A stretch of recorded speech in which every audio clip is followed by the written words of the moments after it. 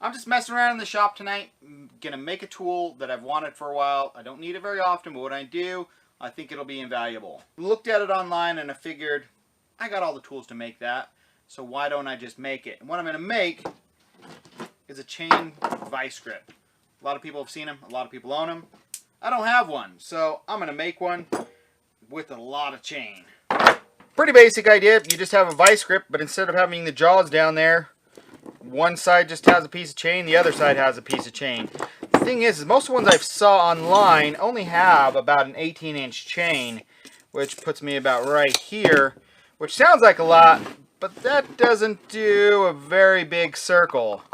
I mean, you might be able to get it around an engine crankshaft pulley, you know, a harmonic balancer, maybe, but it definitely doesn't fit the ATV clutches and stuff that I need that are 12 inches in diameter, 10 or so. You know, I need a good distance, and so I have this old ATV chain that's just been sitting around. It's worn out, can't be used for anything besides just kicking around the scrap bucket for quite a while, so I think that right there is going to be ample chain to do this little project on.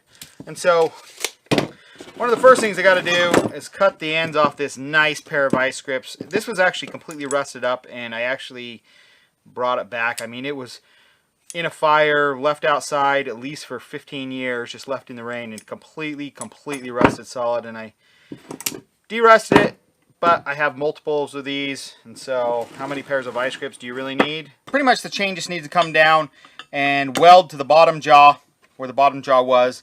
This would wrap around, but then the top jaw needs to hook onto this chain, but then all your leftover chain needs to pass behind your original chain.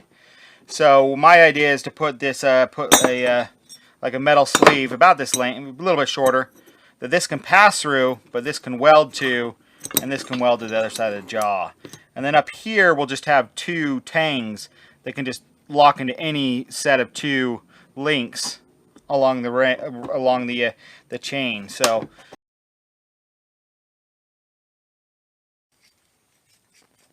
boy, it looks funny.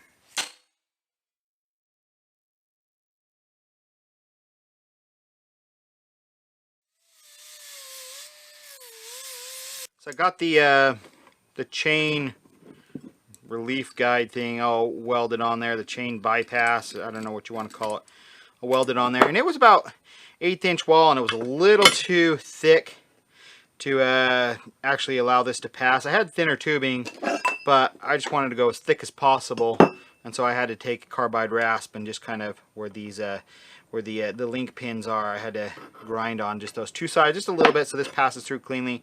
So now this is going to get welded. One of these, the last link is going to get welded here, and then the other side has to come around and has to hook.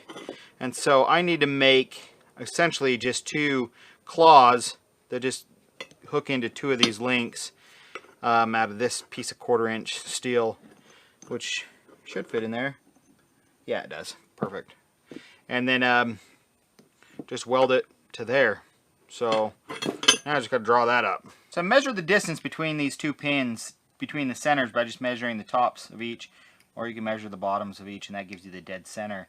And I came up with a 6.35, and so I measured the centers of those, punched them, and then I wanted to make, and then I measured the pin diameter, and that ended up being 25/64, so just slightly larger than that. So I drilled out those two holes. So now I have two identical holes that would actually, if these pins were out, this would fit directly in between.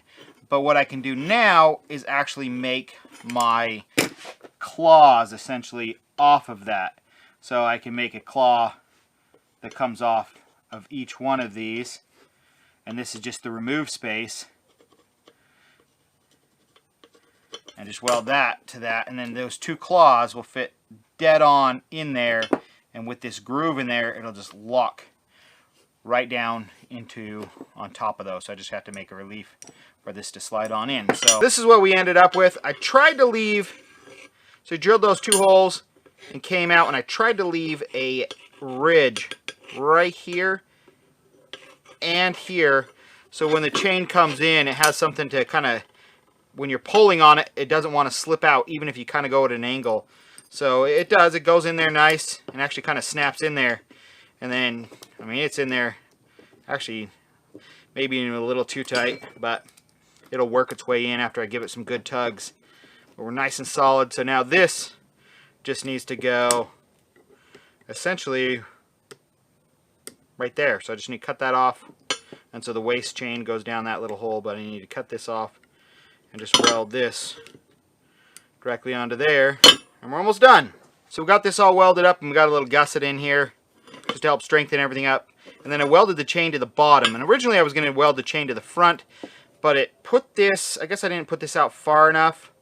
So I wanted it to set back to help, you know, be more in line with the rounded surface. And so I just took my angle grinder and just put a notch right in one of the links, slid that over, and just welded it. And then on the back side, I cut a little bit of a relief so the chain can fall out just a little bit easier and go out closer to your handle. So when it's actually closed, it's actually just coming straight out the back. Instead of having to come back down and bend, now it can just kind of come out on your hand, out towards the handle.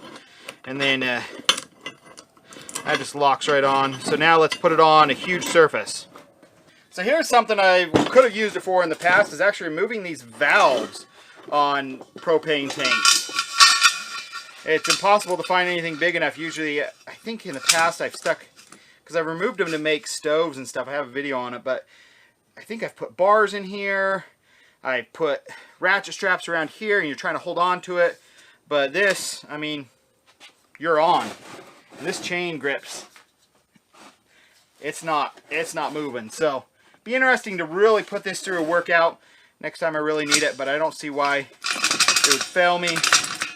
Kind of neat being able to adjust it to something, you know, even bigger than a 5-gallon bucket. You know, really being able to just have an endless amount of clamping force. You know, you could also use it for just a clamp. There we go. 48 inches of chain. So that'll do about a 15-inch diameter circle. That's pretty big. They do sell them again, and they do sell them, I think they're only 18 inches, but then they do sell extensions, so you can get them up to about 36 inches, not 48 inches. But thanks for watching, guys. Just a nice little home-built tool. I'd love to hear down in the comments some of your home-built tools. I always love home-built tools. I think they're some of the neatest things. So thanks for watching, guys. Thumbs up. See you soon. Bye.